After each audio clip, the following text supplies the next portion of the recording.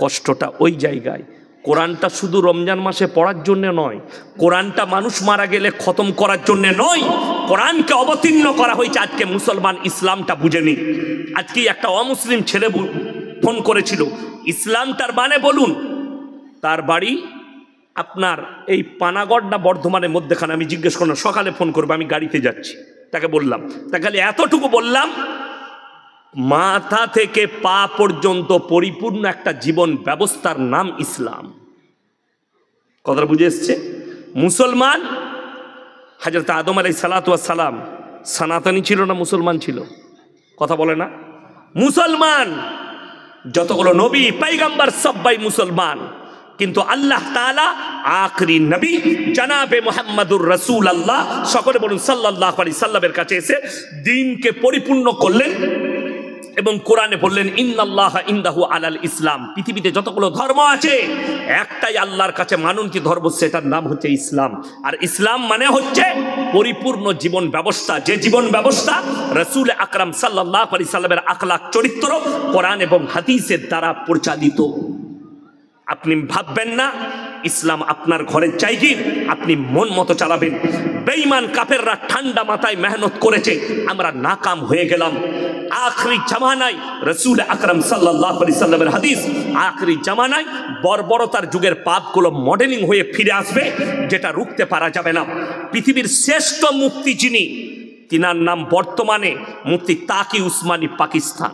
2 মাস আগে একটা বড় কনফারেন্স হয়েছিল পাকিস্তানের মাটিতে, বিভিন্ন দেশের স্কলাররা ছিলেন সেখানে। তিনি বক্তব্য রাখতে গিয়ে চোখের পানি ফেলিয়ে বললেন, ভাই पूरे आलम में क़यामत से पहले पूरे दुनिया में हराम औलादों से भर जाएंगे, इसे रोक नहीं सकते।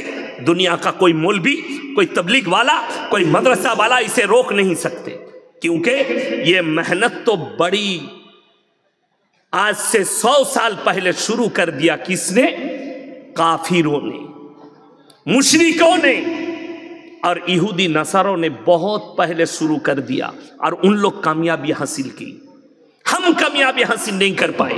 हिंदुस्तानेर माटीते পরকিয়াকে লিগেল করে দেওয়া হয়েছে, সুপ্রিম কোর্ট রায় দিয়েছে পরকিয়া লিগেল।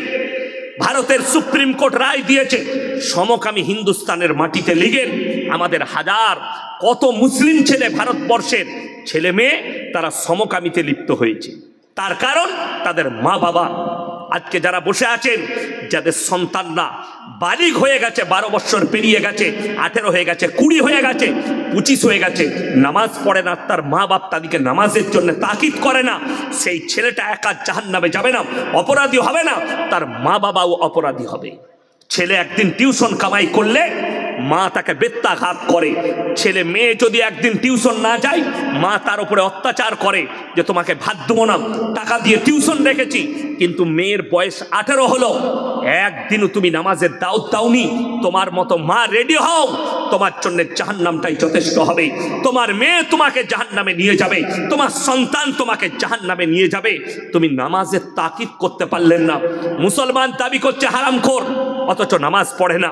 মুসলমান দাবি করছে, অথচ আলেমদের বিরোধিতা করে, কোরআনের বিরোধিতা করে। আপনি তাকে মুসলমান কি করে ভাবলেন? আমি চ্যালেঞ্জ ছুড়ে বলে গেলাম, যারা কোরআনের বিরোধিতা করবে, যারা রাসূলের বিরোধিতা করবে, যারা আল্লাহর বিরোধিতা করবে, তারা কখনো মুসলমান হতে পারে না। তারা মুশরিক, তারা বেঈমান, তারা কাফের। সে যদিও মুসলিম ঘরে জন্ম নেয়, মুসলমান ঘরে বসবাস করে, তারপরেও তাকে মুসলমান বলা যাবে না। এটা লিখে নিয়ে যান। বেঈমান কাফেররা কত ঠান্ডা মাথায় কাজ করেছে বলে দিই। তারা নাম রেখেছে ভ্যালেন্টাইন ডে, 14ই ফেব্রুয়ারি, কাজ হচ্ছে জিনা করা। আমরা বলিনি, মিডিয়ারা বলছে কলকাতায় একদিনে 26,000 খালি নিরোধ বিক্রি হয়েছে কন্ডম জিনা করার জন্যে। আপনি বোলপুর টাউনের মেডিকেল যেগুলো আছে, মেডিকেল স্টোর, তাদের কাছে সমীক্ষা করুন যে তোমার কত প্যাকেট নিরোধ বিক্রি হয়েছে, ওরা বলে দিতে পারবে। কতগুলো, কয়েক হাজার নিরোধ বোলপুরের স্টোরগুলোয় বিক্রি হয়েছে, কয়েক হাজার নিরোধ বর্ধমান টাউনের স্টোরগুলোয় বিক্রি হয়েছে।